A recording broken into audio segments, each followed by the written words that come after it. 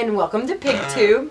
I'm Ariana, this is Chucky, and today we are going over all things potty training.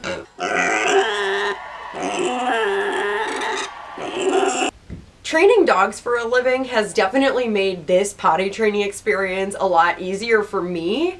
And I will say Chucky is 4 months old and we've had a lot of really great success.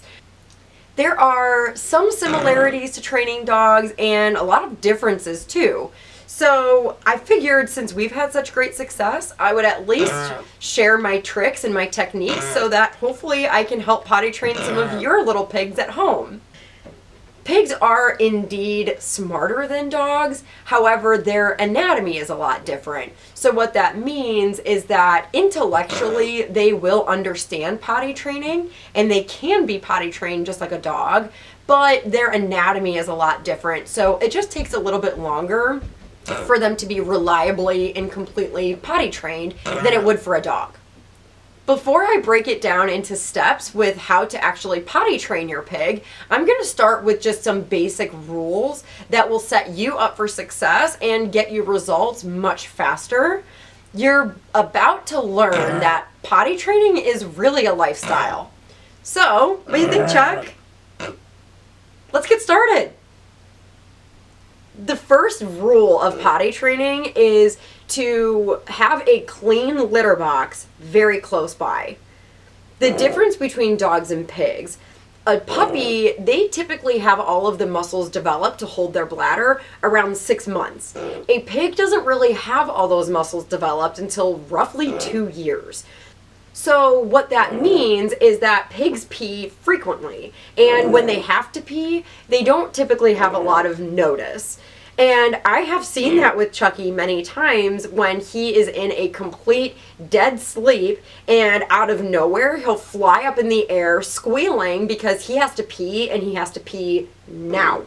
So that's part of why you're keeping a litter box very close by. I would say at 4 months old, we have had a lot of really great success, and even having said that about their bladder and the muscles, Chucky's pretty good about potty training to the point that he only uses his litter box in an absolute emergency where maybe I'm not fast enough to get to him and get him outside. In some of my prior videos, I have talked a little bit about the difference of litter boxes and pee pads.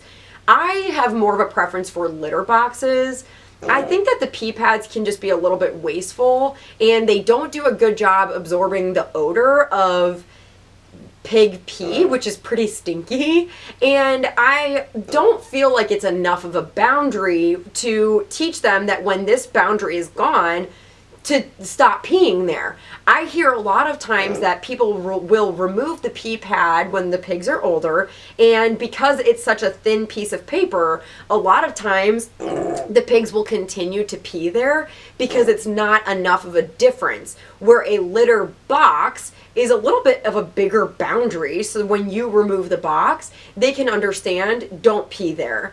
And I like the box for other reasons, where I think the bedding that I use specifically is Eaton's hemp bedding, and their bedding is amazing because it absorbs way more of their pee. I never smell urine. It doesn't have any dust or anything, and it gets shipped to my door. So I'll actually put the link for that in the description so that you can shop for it as well. It's really affordable. But I also like the litter because then you can actually sprinkle the litter in the yard as a way of transitioning them from the litter box to the yard, which is the ultimate goal anyway. The next rule for potty training is going to be looking for signs that they have to go to the bathroom. Signs could be that they abruptly wake up from a nap and they're squealing and they're fussing. Signs could be that they're maybe just more vocal than normal. Chucky will actually even misbehave sometimes by using his nose to move his playpen, and that's usually how I know he's got to go to the bathroom. If your pig is not showing signs, I wouldn't necessarily wait. I would just potty them anyway. Potty training is a habit-forming behavior, so you really want to minimize accidents. So don't wait around all day looking for signs, but if you know he's got to go potty because it's been an hour or whatever, then okay, maybe you should be a little bit more mindful of their body language to see, maybe they're sniffing more than normal, or just doing something that gives you a clue that looks like he's got to go potty. The next rule is going to be limiting freedom. In my other videos, I have talked a lot about using playpens or even a dog crate to limit freedom. A playpen is a really great place for you to put toys and blankets, a clean litter box, and it basically limits them from going to the bathroom anywhere you don't want them to.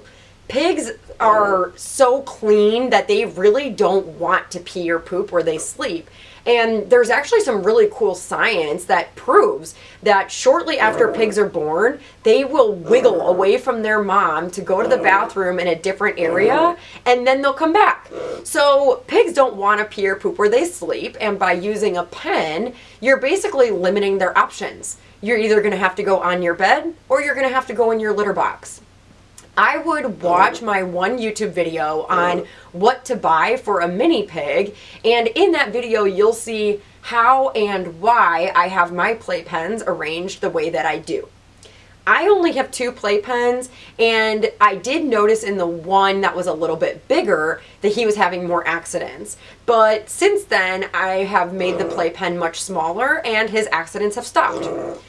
The other thing that I knew potty training a little baby pig is that there's going to be accidents. So I bought washable, liquid resistant, basically pee pads. They're just giant mats.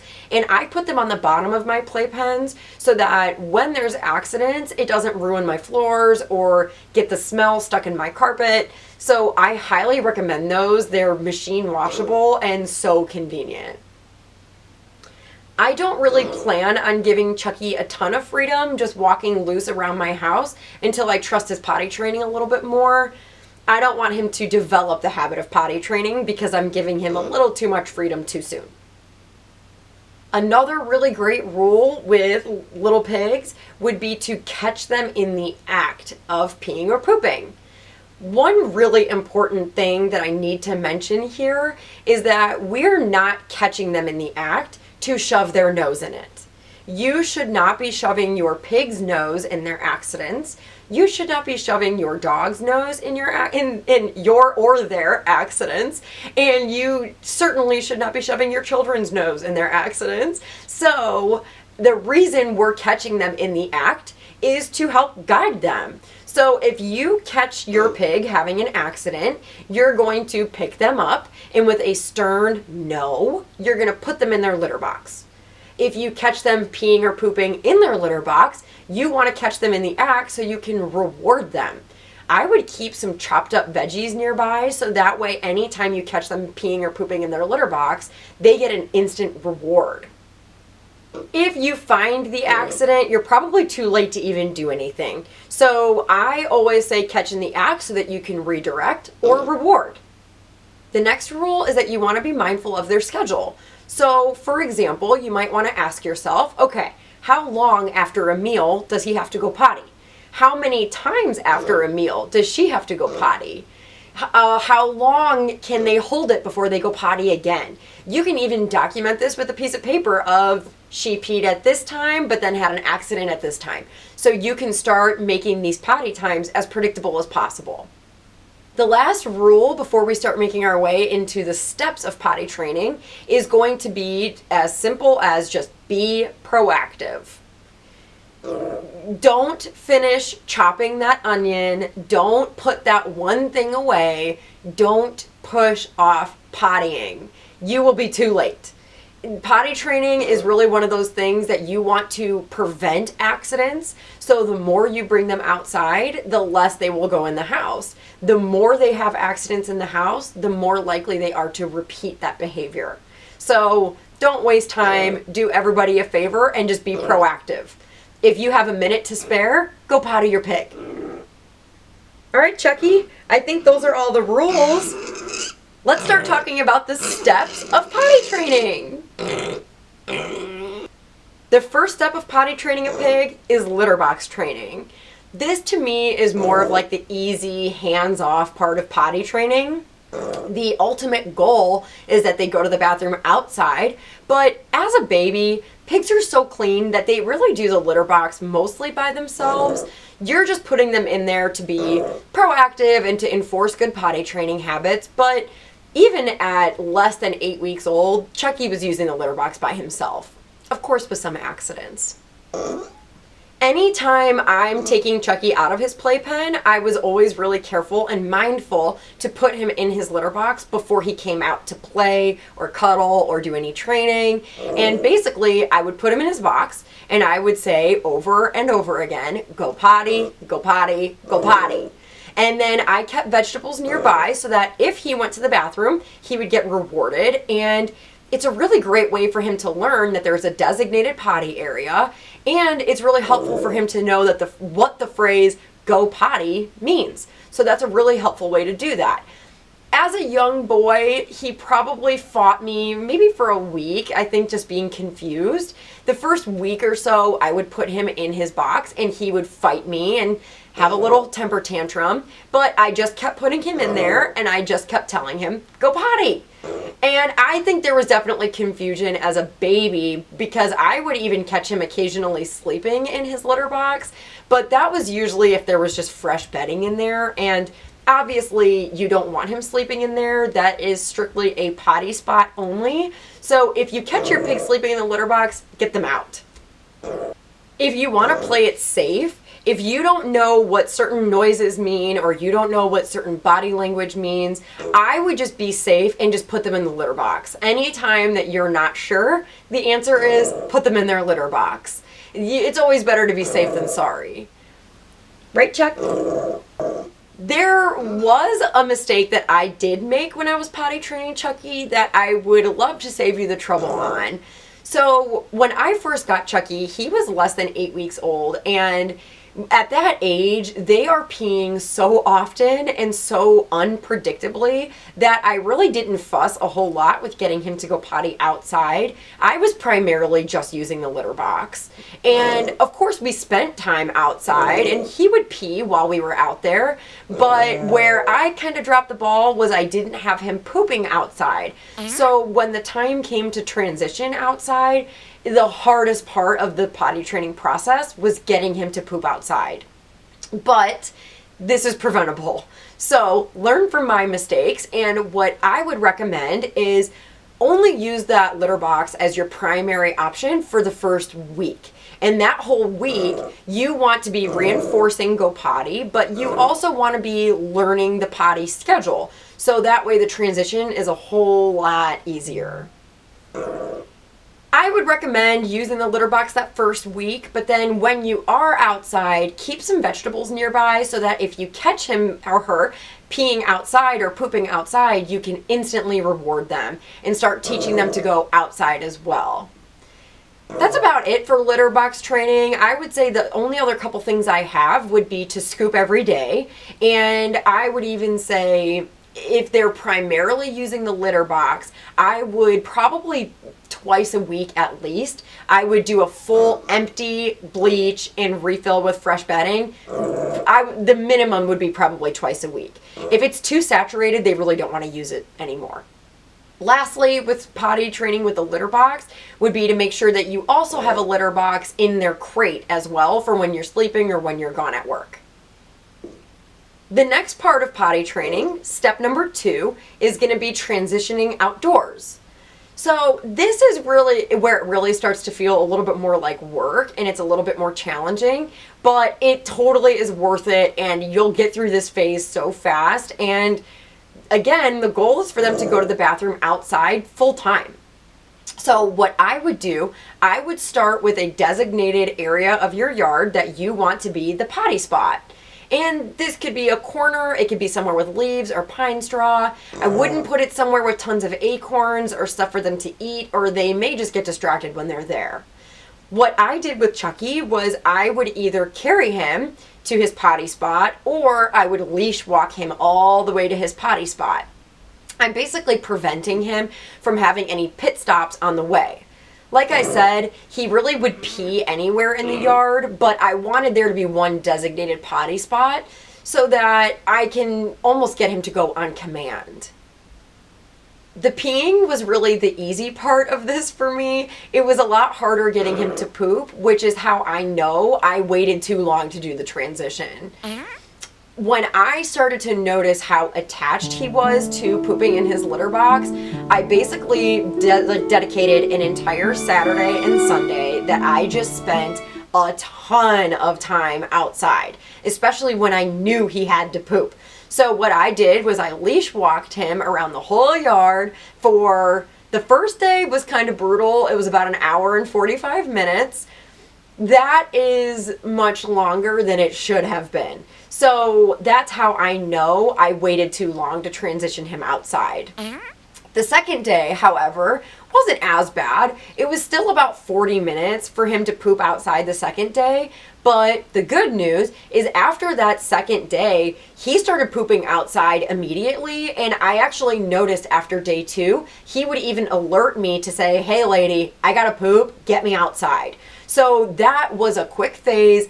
I didn't love walking around my yard 500 times for an hour and 45 minutes, but I put on a podcast, I got my steps in, walking the yard with Chucky.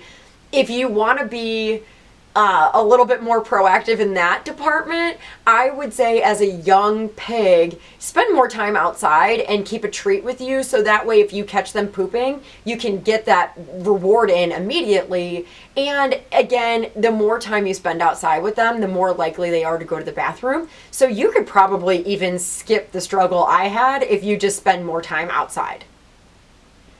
Another helpful tip for this area would be if they're just refusing to poop outside, I would recommend scooping poop from their litter box and dumping it in the area that you want them to go. That could make a significant difference in making that area more of an outdoor litter box for them. Moving on to step 3 of potty training, it's going to be sending them out to go potty.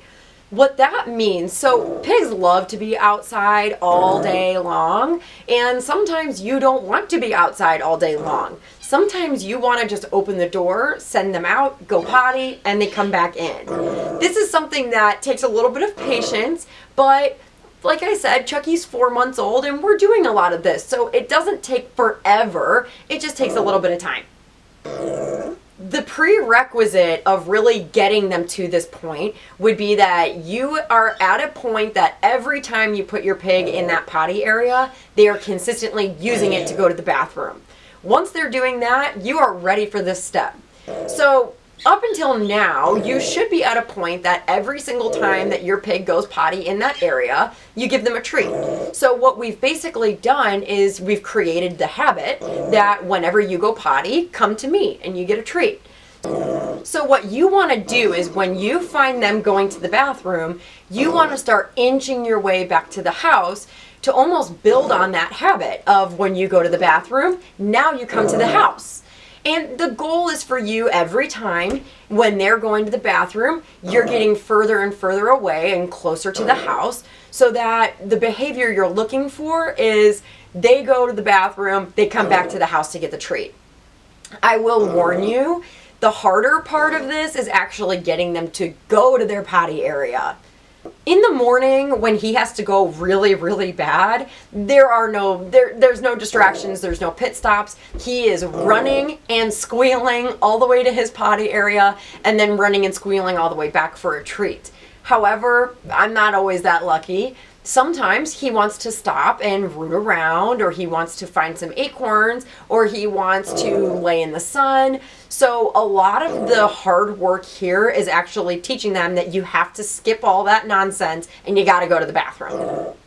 So what I do, I started with the leash walking so that anytime he would stop, I could just kind of pull him. But then once I got away from the leash, I almost used my shoe or my foot or my hands to kind of give him a little bit of a nudge. And what I would say is go, go, go.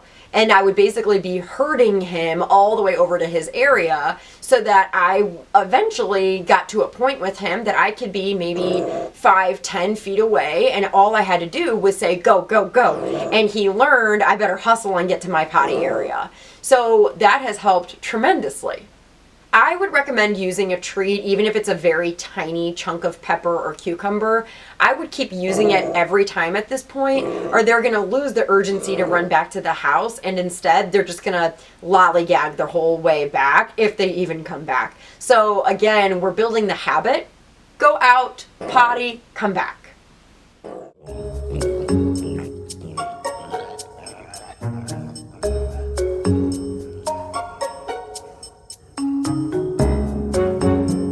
Good potty.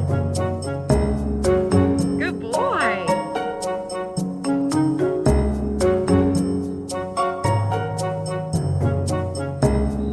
Good boy.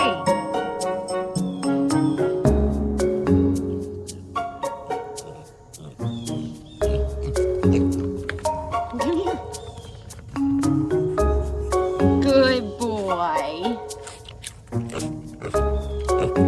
Good boy.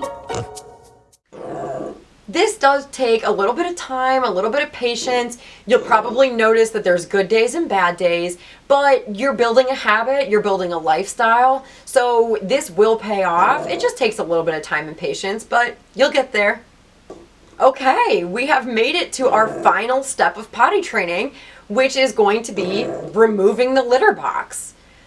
Now, obviously, Chucky is only 4 months old. We are not even close to getting rid of our litter box.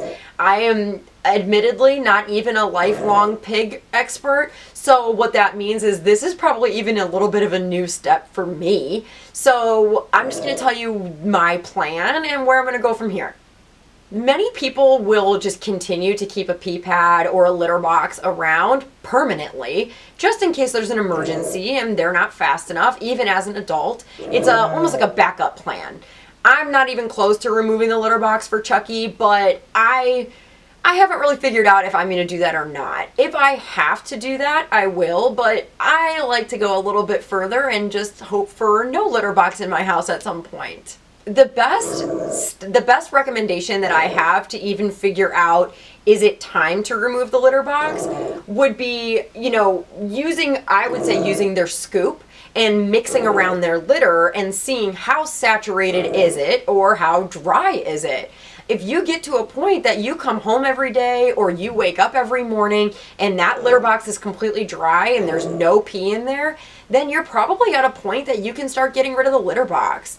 If there's still saturation or wetness, especially for me, I know Chucky can't hold it overnight, and I know that when I'm working all day, he'll still use his litter box. I might, when he's a year old or 8 months or whatever, I'm going to keep monitoring and seeing what his frequency is like. But the first step for me is the litter box is completely dry and they're not even using it. As I've said before, pigs really prefer to go outside. They really don't want to go anywhere that they can smell it. Their noses are even better than dogs, so they don't want to smell it anywhere in the house, not even across the house. If you have followed my steps up to this point, most pigs don't prefer to go in the house. Most of them would like to go outside instead. So as long as you're following all the steps I've given, they should find it weird to go in the house at this point. They should almost be looking at you like, listen, I don't want to go in the house. So that should make it even easier for you. If you notice that you've removed the litter box and you notice that your pig is maybe sniffing the area the litter box once was, there's a couple things you could do. You could either be proactive and just bring them outside and just keep them empty, or you can just be mindful and even tell them like, hey, what are you doing? And stop them in their tracks. And as a worst case scenario, you could even just put something where the litter box once was so that it just blocks that area altogether until they kind of forget the old habit of going to the bathroom there. It's pretty easy, and I guess I'm saying it's easy considering I haven't gotten to this point yet, but who knows, maybe in a year I'll be making a different video telling you to maybe do this last step a little differently. If your pig starts having accidents in the house or in that area, I would say that maybe it's time to just put that litter box back and try not to develop any worse habits. There's only a few reasons that I can think of that pigs would even have accidents, and I would say the one is because they are potty training and they still haven't really learned how to do potty training. So the one is just the learning process. Another reason could be that maybe they've peed in this spot before and now we're developing the habit of peeing in the house. And then the last step is the last reason would be that maybe the owners aren't doing their part of catching them in the act or looking for body language or bringing them outside when, often enough. But even with puppies, I notice that a lot of times it's my clients making the mistake, not so much the dogs. So at the end of this, by step 4, they should not be having accidents. And if they are, you have to go through these steps again and figure out where we're missing or where the hole is and patch it up from there and keep moving. I would say probably until they're in, the 2-year phase of adulthood. I always recommend, and this is even for pigs that are maybe older than that, I always recommend to my clients with their dogs that if you can't catch them in the act, so if you're going to work, if you're taking a shower, maybe you should be confining your pig into their pen, their crate, or their little pig area. Having said all of these different tips, I will say that every pig is different. So maybe your setup is different or maybe your lifestyle is different. If any of these tips are not working for you, please put it in the comments because I would be so happy to help you troubleshoot and problem solve and figure out what we need to do to make your potty training a little bit more successful. Sometimes potty training just comes down to troubleshooting. So if that's the case, I'm happy to help. I think for now, that's all I really have about potty training. So maybe a year from now, I'll be making a different video saying, maybe this last step is going to be a little bit different. But I think for now, I've set you up for some success. So thanks for coming and I'll see you next time. Bye.